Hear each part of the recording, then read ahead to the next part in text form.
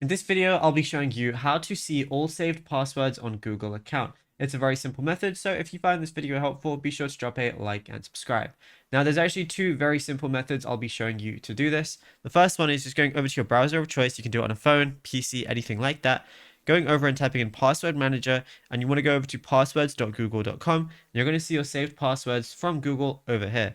What you can also do, like if you're on Android or an iPhone, swipe up, go to settings, scroll down until you find security and privacy, then scroll down again and go to more security settings. Once you're here, scroll down again and you're going to see passwords, passkeys, and autofill. Then you're going to see Google as one of the options. So click on it, and then you're going to see Google Password Manager. Click on that. Then you're going to see any saved passwords that you have on your Google account, and then you can switch account on the top right as well.